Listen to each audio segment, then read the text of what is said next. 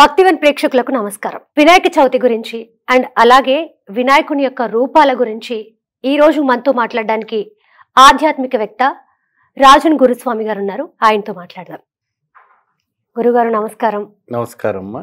ఎలా ఉన్నారు గురుగారు? బాగున్నాను తల్లి, మీరు ఎలా ఉన్నారమ్మా? నేను చాలా బాగున్నాను గురుగారు. చెప్పండి అమ్మా. గురుగారు, బెంగళూరులో సింధూర గణపతి గురించి చెప్పండి అండ్ అలాగే ఈ రూపాలు ఎక్కడెక్కడ ఉన్నాయి బెంగళూరులో అనే దాని గురించి వివరించండి. తప్పకుండా. అంటే మనం మాట్లాడుకోబోయే సింధూర గణపతి గురించి తప్పకుండా. శ్రీ మహాగణపతి దేవతోభ్యో నమః. చూసేవంటి వీక్షబంధుకు నమస్కారం. భక్తివన్ ఛానల్ కార్యక్రమానికి స్వాగతం. మరియు అదే విధానంగా మనం ఇప్పుడు సింధూర గణపతి గురించి మనం మాట్లాడుకోబోతున్నాం. సింధూర వర్ణం గణపతి మనకు బెంగళూరులో, చిక్కమంగళూరులో ఒకటి ఉందమ్మా, కోరమండలో ఒకటి ఉంది. ఓకే. సో ఈ యొక్క సింధూర గణపతి వచ్చేసి మీరు ఎక్కువ శాతం మనం ఎక్కువ ఆంజనేయ స్వామిని సింధూర వర్ణంగా మనం చూస్తూ ఉంటాం. ఎందుకు సింధూర వర్ణాన్ని చూస్తామంటే ఒకానొక సందర్భంలో సీతాదేవి తన నుదుట పైన సింధూరం పెట్టుకుంటుంది కాబట్టి ఇది రాముల వారికి బాగా ఇష్టం అని చెప్పేసి సీతాదేవి చెప్పంగా ఈ విషయాన్ని పసికట్టినటువంటి ఆంజనేయ స్వామి అప్పుడు నాకు ఒళ్ళంతా కూడా నేను సింధూరం పూసుకుంటే అప్పుడు ఇంకా ఇష్టపడతారు కదా అని చెప్పి అప్పటి నుంచి ఇప్పటి వరకు కూడా ఆయన ఒళ్ళంతా ఇది సింధూరం పూసుకోవడం జరుగుతుంది. మనకు ఈ యొక్క చిక్కమంగళూరులో, కోరమండల్లో కూడా ఉండేవంటి ఈ సింధూర గణపతి ఒక విశిష్ట ఏంటంటే చాలా మహిమలు గల ఉన్నటువంటి క్షేత్రం. అది చాలా వరకు కూడా ఇంకా మనము పూణేలో చూసుకున్నా ఏమా అష్ట గణపతి అక్కడ చూసుకున్నా కూడా అక్కడ కూడా మీకు సింధూర వర్ణం కనపడుతుంటారు. ప్రయాగరాజులో చూసుకున్నా అక్కడ కూడా మీకు సింధూర గణపతి కనపడతారు. ఈవెన్ మన జ్యోతిలింగం అంటే కేదార్నాథ్లో కూడా మనకు జప గణపతి అనేసి సింధూర వర్ణంగానే కనపడుతుంటారు. అంటే మనకు ఉత్తరం సైడ్ అంతా కూడాను దక్షిణ భారతంలో, ఉత్తర భారతంలో అంతా కూడాను మనకు సింధూర వర్ణం ఉండటం అనేది జరుగుతుంది. సింధూర వర్ణం ఏంటంటే మనము రక్తవర్ణానికి సంకేతన. రక్తవర్ణం అంటే మన శరీరం లోపల ఉన్నటువంటి రక్తం ఏ విధంగా ఉంటుందో దానికి సంకేతనగా అది ఉండటం. ఇంకోటి ఏంటంటే సింధూర గణపతి దగ్గర వెళ్ళి ఏదైనా కూడా ప్రార్థన చేసుకుంటే ఆ గణపతి విఘ్నాన్ని తొలగించి మనకు అద్భుతమైనటువంటి ఐశ్వర్య కటాక్షం ఇస్తారనేసి ఇతిహాస పురాణాలు మనకు చెప్పడం అనేది జరుగుతుంటుంది.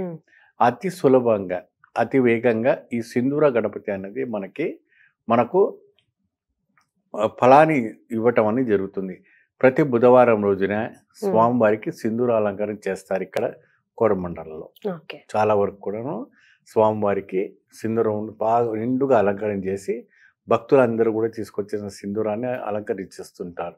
దీనివల్ల అతీతమైన వంటి భక్తి పెరుగుతూ ఉంటుంది. ఆ భక్తి పెరగటం వల్ల స్వామివారికి విశేషమైన వంటి ఫలాలు ఇవ్వటం అనేది జరుగుతుంటుంది.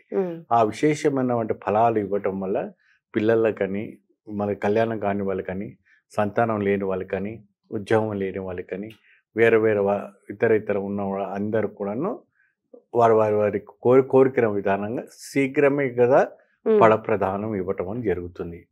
సృష్టి ప్రారంభించక ముందు ఓంకారం అని వచ్చేది. ఓంకార రూపం ఎవరు? మహాగణపతి. ఆ ఓంకారం సృష్టి ప్రారంభించేటప్పుడు ప్రముఖంగా బ్రహ్మదేవుడు కూడాను ఆ ఒక గణపతిని ఆరాధించినట్టుగా సాక్షాధార నిర్ధారంగా ఉంది.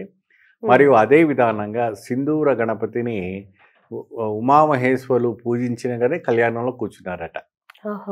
శివపార్వతులు కూడాను ఇది గణపతిని పూజించి అంటే ఓంకారాన్ని పూజించి ఓంకార రూపం ఎవరంటే గణపతి.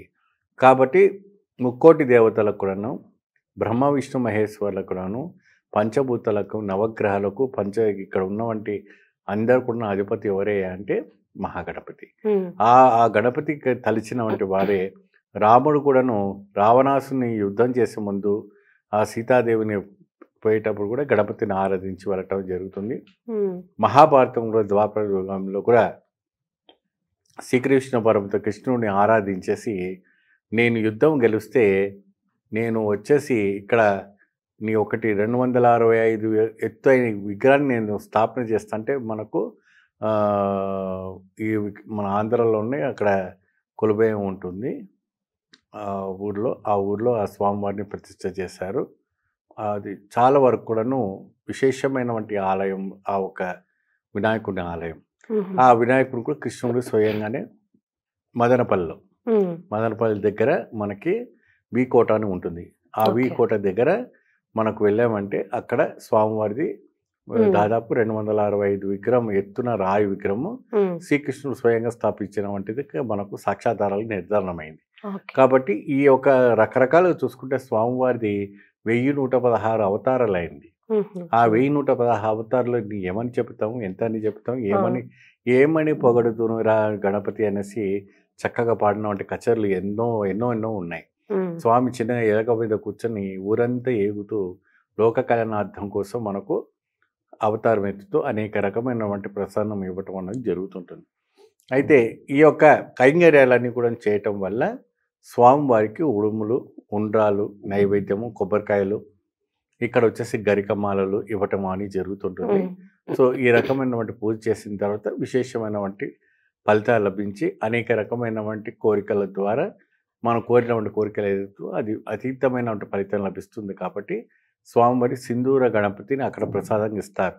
అక్కడికి వెళ్ళి 11 ప్రదక్షిణ చేసిన తర్వాత ఆ స్వామివారికి అక్కడ నైవేద్యం అంతా కూడా మనం ప్రసన్నం చేసుకొని ఆ ఒక ప్రసాదాన్ని సింధూరాన్ని తీసుకొచ్చి మనం నుదుట పెట్టుకుంటే, ఇంట్లో వాళ్ళందరూ పెట్టుకుంటే చాలా విశేషమైనటువంటి ఫలితాలు అవ్వటం అని జరుగుతాయి.